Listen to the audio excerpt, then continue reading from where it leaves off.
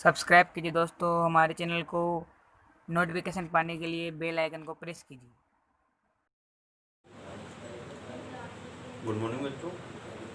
कल हम समास के 5 प्रकार पढ़ चुके थे। छठा जो प्रकार है वो है बहुब्रीहि समास।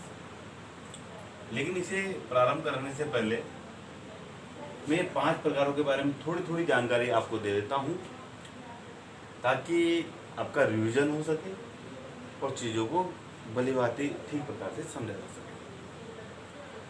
पहला प्रश्न ये था कि समास क्या कहते किसे हैं और कितने प्रकार के ये होते हैं।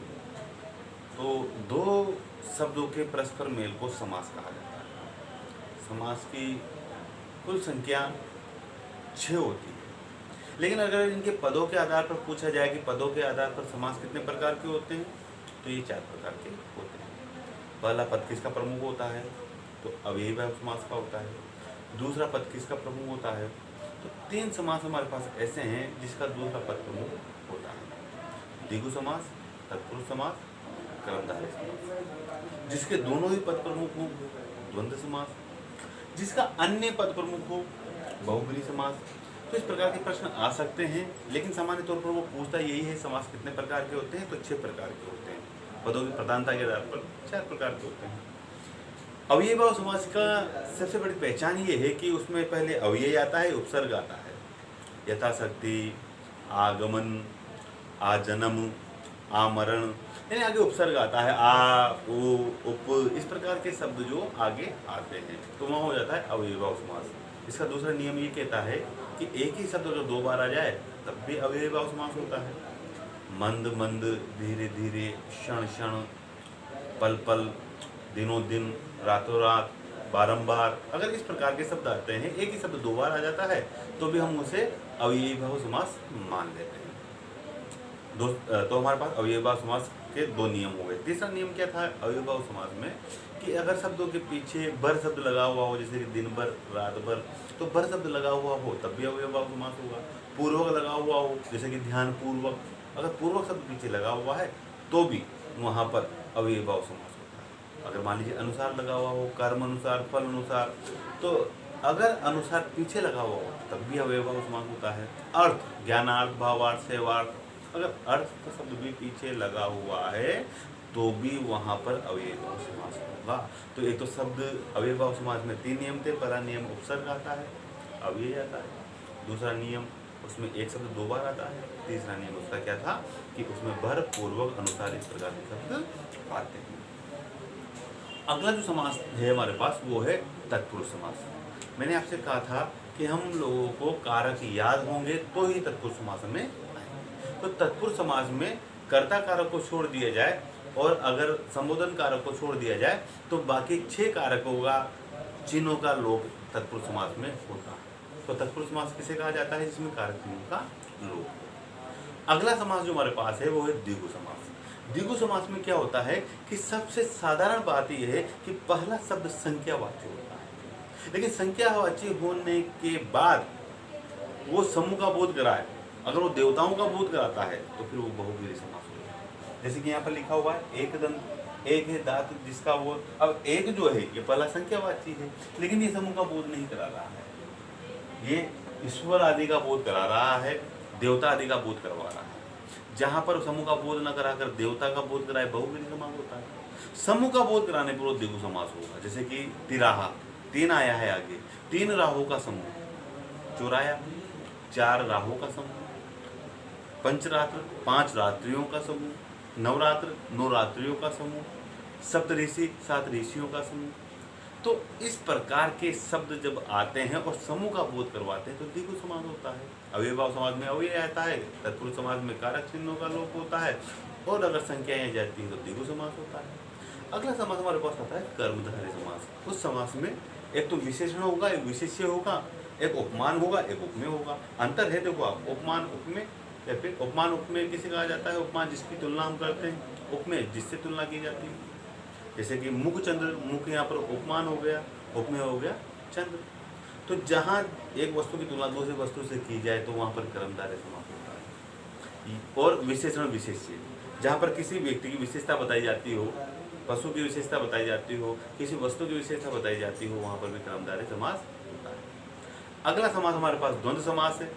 द्वंद्व समास में दो शब्द एक साथ प्रमुखता रखते हैं, जैसे कि माता पिता, माता और पिता, एक दो, एक या दो, रोटी वोटी, रोटी या वोटी, तो रोटी वोटी आदि। तो आदि शब्द और शब्द एवं या शब्द द्वंद्व समास के अंतर्गत आता है। अब हम अंतिम समास पढ़ रहे हैं, बहुव्रीहि समास। बहुव्रीहि समास वो समास है जिसमें कोई तीसरा अर्थ निकलता हो, अन्य अर्थ निकलता हो। जिस सामासिक पद का समास विग्रह करने पर तीसरा अर्थ निकलता हो, बहुव्रीहि समास कहलाता है। ये जैसे कि एक दंत, एक पहला संख्यावाची है तो आप इसे द्विगुण मान लीजिएगा, क्योंकि ये एक शब्द जो है ये समूह का बोध नहीं करवा रहा है। एक है दांत, जिसका किसका है एक दांत? गणेश जी, क्योंकि उनके एक ही दांत। तीसरा अर्थ निकलता है गणेश जी भगवान। त्रिनेत्र, तीन है नेत्र जिसके, शिव भगवान ने तीसरी आंख खोल करके कार्तिकेय को नष्ट कर दिया था, तो तीन आंखें थी उनकी, तो तीन है नेत्र जिसके। पहला संख्यावाची जरूर है, लेकिन ये समूह का बोध नहीं करवा रहा है, ये देवता आदि का बोध करवा रहा है, शिव जी। बहुव्रीहि समास हो गया। इनको याद कर लें आप लोग। एक दंत किसे कहा जाता है? त्रिनेत्र किसे कहा जाता है? चतुरानन। चार है आनंद जिसके, किसके थे चार आनंद? ब्रह्मा जी, ये याद कर लें। चतुर्भुज, चार हैं भुजाएं जिसकी? विष्णु जी। पंचानन, पांच हैं आनंद जिसके? शिव जी। षडानंद, छह है आनंद जिसके? सिर, कार्तिकेय। तो आप लोग ये याद कर लें कि संख्यावाची में एक और है दशानन। दशानन याद कर लें। 10 है आनंद जिसके, किसके थे? रावण। रावण के दशानन थे। 10 है आनंद जिसके, तो आप ये याद कर ले चतुरानंद किसे अगर आ जाए, चतुरानंद में कौन सा समास है? तो चार है आनंद जिसके? ब्रह्मा जी हैं। पंचानंद में कौन सा समास है? पांच है आनंद जिसके? शिव जी। त्रिनेत्र में कौन सा समास है? तीन है नेत्र जिसके? शिव जी। तो दशानंद, 10 है आनंद जिसके? रावण। तो ये आप याद कर ले कि पहला शब्द अगर संख्यावाची होता है लेकिन समूह का बोध ना करा, अगर देवता आदि या पुरुष का बोध कराता है, तो निश्चित तौर पर वो समास जो होगा बहुव्रीहि समास होगा। कुछ और उदाहरण है, हम पहले आप इसे उतार लो, फिर अपन उसे देखो। हमने समास में बहुव्रीहि समास जो है उसके कुछ उदाहरण पढ़ लिए। कुछ और इम्पोर्टेंसी रखने वाले जो उदाहरण हैं, एग्जाम्पल्स हैं, वो हम देख लेते हैं। याद रख लें आप किसकी, किस देवता के, किस उनकी पत्नी का नाम क्या है, या उनकी जो भी हम ईश्वर मानते हैं उनकी पत्नी का नाम क्या है, वो अगर हमें याद हैं तो हमारे लिए बहुत आसान हो जाता है। बहुव्रीहि समास को समझना बड़ा सरल हो जाता है। तो आप लोग ये याद कर लें कि किसकी पत्नी का नाम क्या है। रमापति, रमा का मतलब होता है लक्ष्मी जी। लक्ष्मी जी का पति है जो, तो वो कौन थे? विष्णु भगवान। तो आप लोग लिख लें, रमा का पति है जो, कौन है? विष्णु। अगर आ जाता है उमापति में कौन सा समाज है? तो उमा का मतलब होता है पार्वती। पार्वती का पति है जो, कौन था? शिव। ये याद कर लें। सचीपति, सची जो है वो इंद्र की पत्नी का नाम था। सची का पति है जो, ये याद कर लें, इंद्र। तो ये नहीं आएगा आपके उदाहरण में, ये आएगा सचीपति में कौन सा समास है। आपको बताना है कि सची का पति है जो, तो उसका नाम है इंद्र। रतिपति, रति का है पति जो, कौन है? कामदेव। रति जो कामदेव की पत्नी का नाम था। वीणा पाणी, पाणी, पाणी का मतलब होता है हाथ। जिसके हाथ में वीणा है, वीणा किसके हाथ में? सरस्वती के हाथ में, तो सरस्वती। चक्र पाणी, पाणी यानी होता है हाथ। जिसके हाथ में चक्र हो, तो चक्र किसके हाथ में? गणेश जी, सॉरी, विष्णु भगवान के। शूल पाणी, त्रिशूल जिसके हाथ में हो, पाणी यानी हाथ, किसके हाथ में त्रिशूल रहता है? शिव भगवान के हाथ में शिव। वज्र पाणी, वज्र जिसके हाथ में हो, इंद्र। वेद पाणी, जिसके हाथ में वेद हो, ब्रह्मा। तो आपको याद क्या करना है?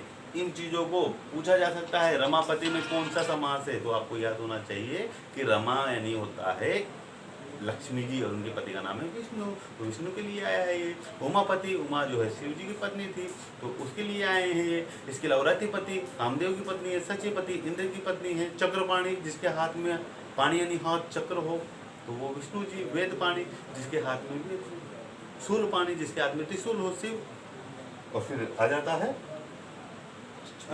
वज्रपाणी जिसके हाथ में वज्र, इंद्र जिसके हाथ में वेद हो वो ब्रह्मा। तो आप लोग इन नामों को याद कर लें, ये वो उदाहरण है जो सबसे ज़्यादा एग्जाम में पूछे जाते हैं, आप इनको याद कर लें, उतार लें इनको आज आपके समाज